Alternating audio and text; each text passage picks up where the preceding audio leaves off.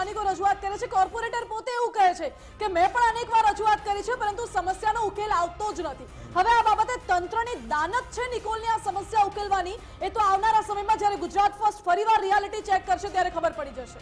બિલકુલ, આગળ વધીશું મુદ્દા નંબર 4 પર. અને જે રીતે આ બાળકોની અંદર, યુવાનોની અંદર જે રીતે મોબાઈલને લઈને, મોબાઈલના વળગડને લઈને જે ક્રેઝ વધી રહ્યો છે તેના કારણે યુવકો હવે જીવ ગુમાવવા લાગ્યા છે. સુરતમાં મોબાઈલ ફોનના મશગુલ હોવાથી એક યુવકે જીવ ગુમાવ્યો છે. સતત ફોનમાં વ્યસ્ત લોકો માટે આ ચેતવણી રૂપ કિસ્સો જે સુરતથી સામે આવ્યો છે કે જ્યાં એક યુવકે મોબાઈલના વળગડના કારણે, મોબાઈલમાં મશગુલ રહેવાના કારણે જીવ ગુમાવ્યો છે. ધાબા પરથી ખોટી બાજુએ તે નીચે ઉતર્યો અને તેને જિંદગી ગુમાવવાનો વારો આવ્યો છે. લિંબાયતમાં રીલ્સના વળગડે યુવકનો જીવ લીધો છે. સતત ફોનમાં મશગુલ રહેતા જે લોકો છે એમની આ જે ટેવ છે એ એમને એમની જિંદગીથી, એમને માનસિક રીતે તેમને બીમાર કરી શકે છે, એમની જિંદગી ગુમાવવાનો વારો આવી શકે છે. આ જે રીલ્સનું વળગડ જે રીતે અત્યારે માનસી સામે આવ્યું છે, આ ઘટના જે સામે આવી છે, આવી અનેક ઘટનાઓ અગાઉ પણ સામે આવી છે કે જ્યાં મોબાઈલનું એ વળગડ એટલા હદે વટાવી જતા હોય છે આ યુવાનો કે બાળકો કે એમને પોતાના જીવની પરવા નથી હોતી. બિલકુલ નહીં.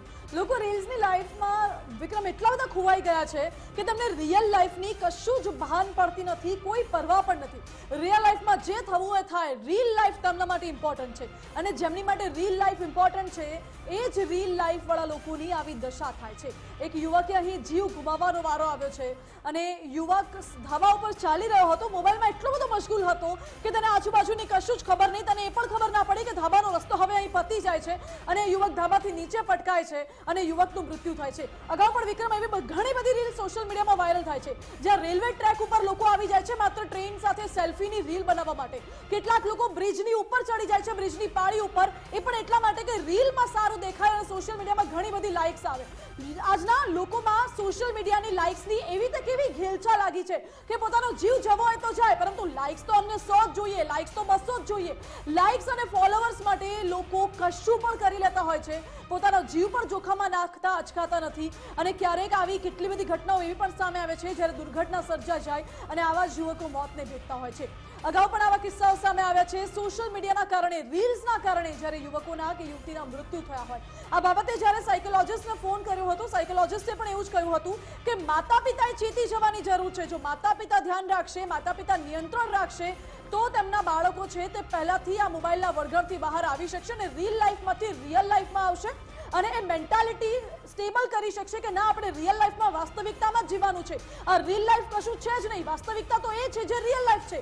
પરંતુ આજના લોકોને વાસ્તવિકતા ગમતી જ નથી. કેમ? કારણ કે મોબાઈલમાં બધું જ સારું સારું આવે છે, મોબાઈલમાં બધું મળી જાય છે જે જોવું હોય. એટલા માટે લોકોને રિયલ લાઈફ પસંદ છે અને એ જ રિયલ લાઈફમાં લોકો, યુવક હોય કે યુવતીઓ હોય, આ તો દુર્ઘટનાની ઘટના સામે આવી છે.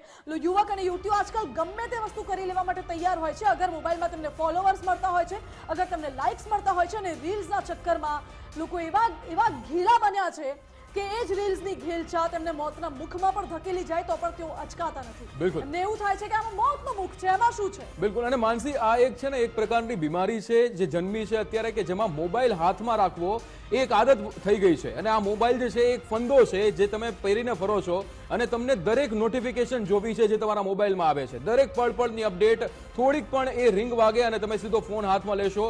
એવી એક જે રિસર્ચ સામે આવ્યું છે જેમાં એ પણ કહેવામાં આવ્યું છે કે 78% લોકો એવા છે કે જેને મેસેજ આવ્યો છે કે નહીં એ તરત જ ચેક કરી લેવું છે, એ જોવાની આદત લાગી ગઈ છે અને એક નોટિફિકેશન એમને જોવાની આદત લાગી ગઈ છે.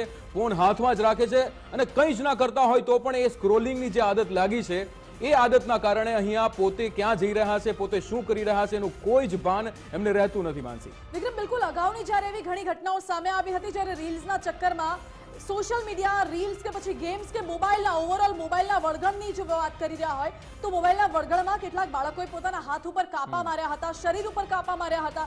રીલ્સની ઘેલછામાં લોકો ગમે તેવી વસ્તુ કરી લેતા હોય છે. ત્યારે એવી માંગ પણ ઉઠી હતી માતા પિતા દ્વારા. જ્યારે ગુજરાત ફર્સ્ટે ગ્રાઉન્ડ ઝીરો પર રિપોર્ટિંગ કર્યું હતું તો માતા પિતાએ એવા નિવેદનો આપ્યા હતા કે આ બાબતે સરકારે કોઈક એસઓપી લાવવી જોઈએ. ઇવન આજે સિનિયર સાયકોલોજિસ્ટે પણ એવું જ કહ્યું છે કે આ બાબતે હવે સરકાર કોઈક માર્ગદર્શિકા બહાર પાડે તો સારું છે.